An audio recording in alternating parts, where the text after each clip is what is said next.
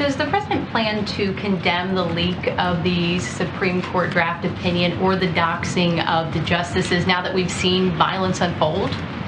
Well, I would say that we have been clear, and the president's position has long been that we should not see protest that takes the form of violence, that takes the form of vandalism, and that threatens anyone. That has long been his position for his entire career and continues to be his position. So that is Jen Psaki being asked by a Fox News White House correspondent, again, like, when is Biden gonna come out against the violent protests, when Biden has already denounced it and Psaki's denounced it over and over and over. And do not forget for a second that all this is designed to make you think that what happened last week with the leak from the SCOTUS, the important part of that is the SCOTUS justices themselves, not that women are gonna lose their rights and all that. But what's interesting is that Psaki gives that answer and then apparently remembers the way that it was framed and immediately doubles down with this. For tomorrow, your office released that. But can I say one more thing? Sorry. We have not seen violence or vandalism against Supreme Court justices. We have seen it at Catholic churches. That's unacceptable. The president does not support that. We have seen it at some conservative organizations. That we don't support that. And we certainly call for, we know the passion, we understand the passion, we understand the concern.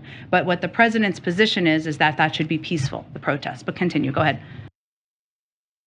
So look, that was pretty good. I would have led with that. I feel like she eventually returned to it while still kind of reinforcing the narrative that the right wants to have. I would have just said, Biden didn't call for these protests. He has nothing to do with those protests. After all, they are protests and Biden is one of the most hands-off presidents ever. So do you really think that he's involved with this? Furthermore, they are 99.99% peaceful, and we are not going to allow the right to distract from the actual substance of what's going on right now by this. So that will be the last question that I will answer about these protests. But that, of course, is not the way it's gonna go, Yasmin. So what do you think about this? This is the first we've talked since the leak. Yeah, it's such a tired narrative though. I actually just did a video for Rebel HQ and I was talking about this, about how all the trust in all these institutions is eroding with the American people, and we don't trust them. We don't believe anything that they're saying anymore. And a lot of people on the right are saying that's a problem. But to me, that seems like not a problem, because if the institution is flawed, then people should be out there protesting and people should be speaking out against it. The violence and the vandalism, which by the way are two different things and they should be kept separate. I mean, if that's happening, I don't know.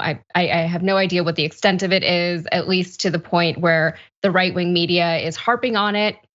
I think all they're trying to do though is distract from what actually is happening and what they're actually trying to do. Not just what they're trying to do, but what they've been trying to do for decades. They've been stacking the courts to get this done. They put all these people in place strategically to fulfill their needs, to get what they want done, despite the fact that the majority of Americans from both sides of the aisle do not support this bit of legislation that they're trying to push through.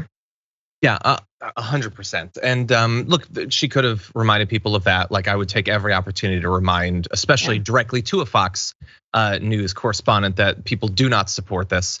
But if you're gonna talk about it, if you're gonna get questions like this, and I get you're gonna get them, but if you're gonna actually dignify them with a response, then use it to like remind people that the Supreme Court apparently so loves people's right to organize and protest that they decided that the buffer outside of clinics where people can get abortions, there shouldn't be that buffer anymore. It should be right up against it. So good, then now we're taking that same tack, but with you. And of course, they know that leads to doxing and it leads to people being followed home from those clinics and being harassed and all that.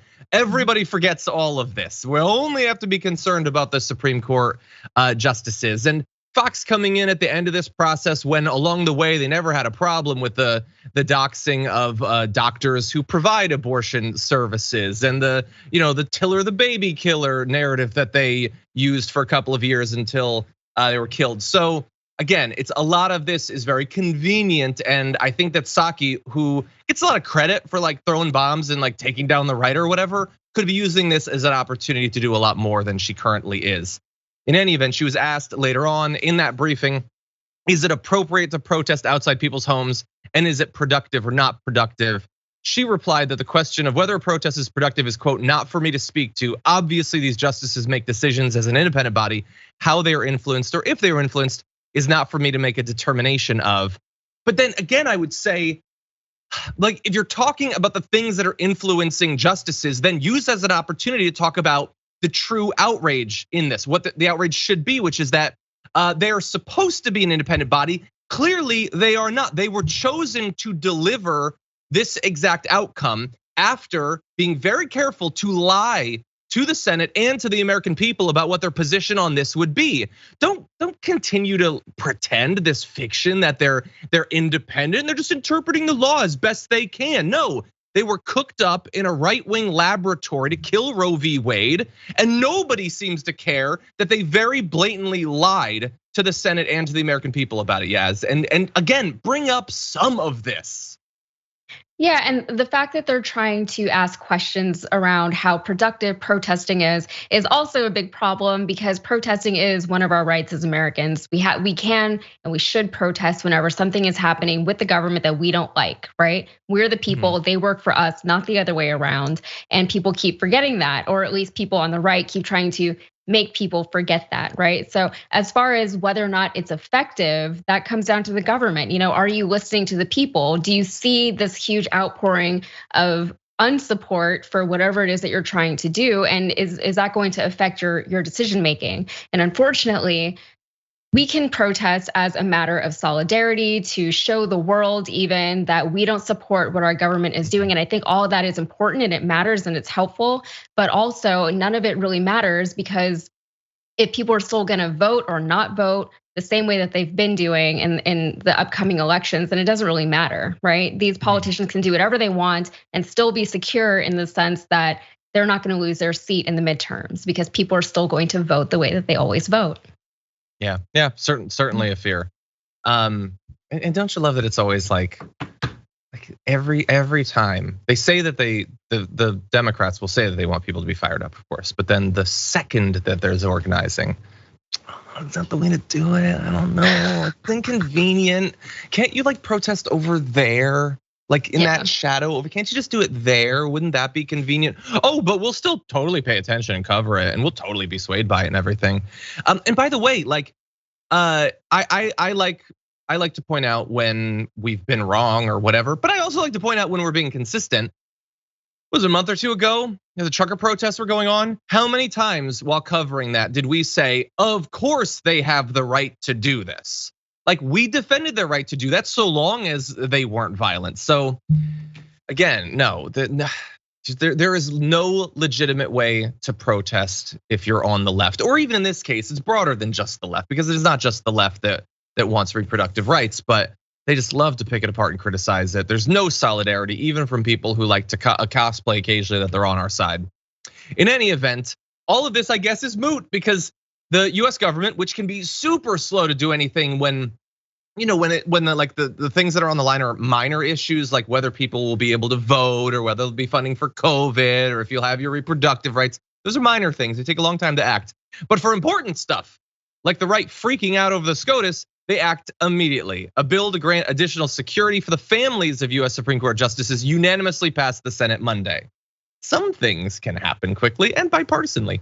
The Supreme Court Police Parity Act would provide police protection to the immediate families of the 9 justices and other officers of the court if the, quote, marshal determines such protection is necessary.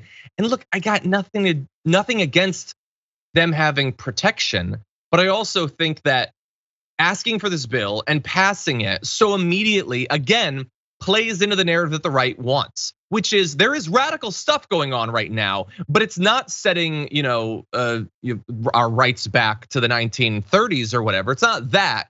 It's the protest that's radical. That is what I don't like when they continually play into that. If there's like legitimate intelligence that says that the Supreme Court justices have actually been threatened, if they're actually concerned, then fine. But just bowing down to the right and letting them determine what the news cycle is gonna be on this, I think, yeah, it's just a horrible cell phone. Yeah, and especially after the insurrection, how many Democrats and even Mike Pence, how many of their lives were actually put in danger, and then weren't any protections put there? So by them saying that they're going to give protections to these 9 justices, whether or not they need it, the narrative is already there that it's presumed that they wouldn't be doing this unless it was needed. We don't know if that's the case. We haven't heard anything confirming that that is the case. We haven't heard about any death threats that have been lobbed against them, anything credible at least. So it doesn't really matter because they're going to report whatever they want to do, and they're going to enact certain things, and it's all meant to just distract from what's actually happening. They're trying to make the story about something that it just isn't.